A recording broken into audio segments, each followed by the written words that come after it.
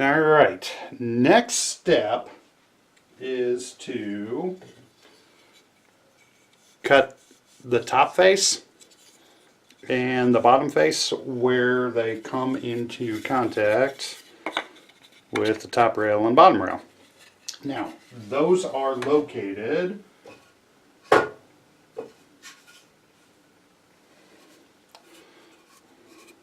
going to be on the face, and they're going to line up right with this cut here and that cut in the bottom.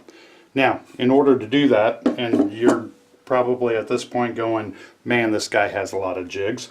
But knowing that I'm going to be doing 20 windows, that's 40 sashes, and each sash has 2 sides, that's 80.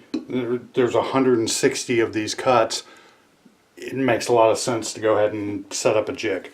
So this jig is basically just a little block that's located on here, and I do a couple of test cuts to make sure everything is lining up.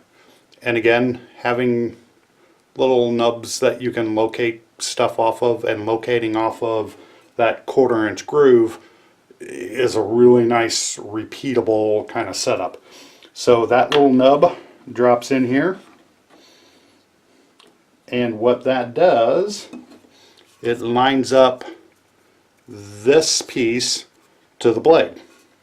So I can put it face down, and I'm going to pull it this way because the left side of the nub lines up with the left side of the blade.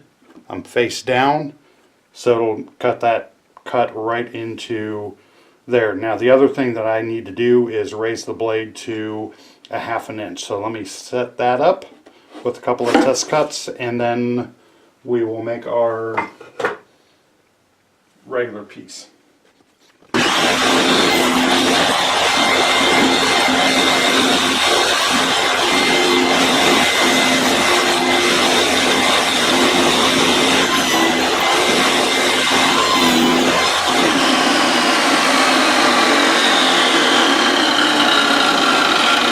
So now we have those 2 cuts, 2 different depths made at 2 different times, and they're pretty darn close to each other. So the depth of that cut, I said 1/2 inch. It is a 1/2 inch. It's better if you go a little bit less when we actually make the cut up here. Then even if that's a little bit, we can clean up that corner with the chisel. Better to be under than over on that cut. Okay, so our next cut is going to be on the bottom of the side, and you can see it's a little bit further down, and that is 0.3125 from that face. Why is that 3125? Our detail here is 0.1875, so you take 1/2 inch minus that. Why a 1/2 inch? Because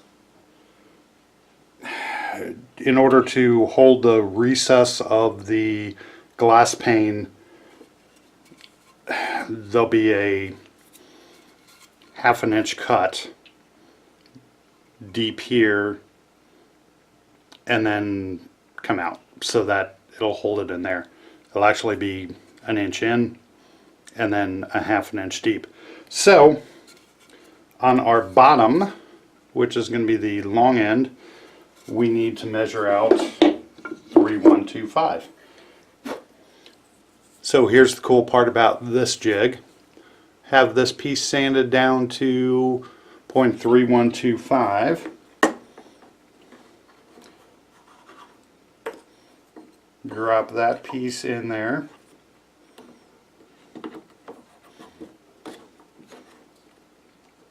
Clamp it all up.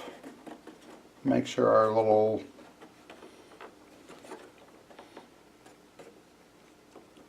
pieces hanging off the side. So then looking at this, if we locate again off of that 1/4 inch cut, then our blade is further back.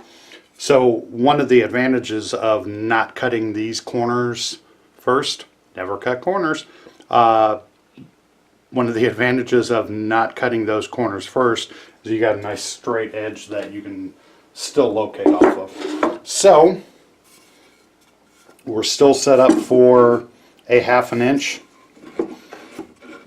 thick. So we will drop that piece in, find that little nub, and we'll cut the back side right to the correct length.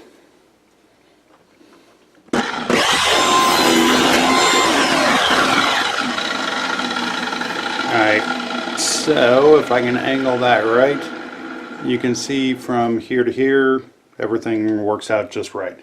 Now for the top, because the glass is going to be 5/8 of an inch thick, another step I'm going to have is a router cut to make this groove. Since that is 5/8 of an inch thick,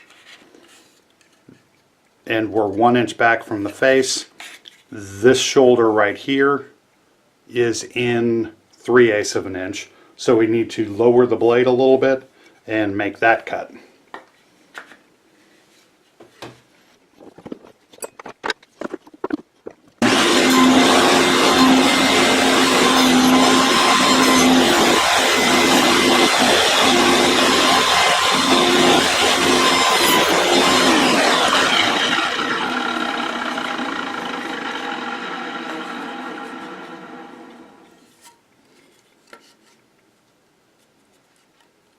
Alright, now if we did everything correctly, you can see that top shoulder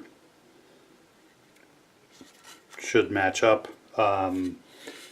If we need to make a little adjustment, we can do it when we cut that side, that board as well. Alright, so now that we have all of our shoulders cut, we can cut really the tenon cuts on these ends, and guess what? We have another jig for that.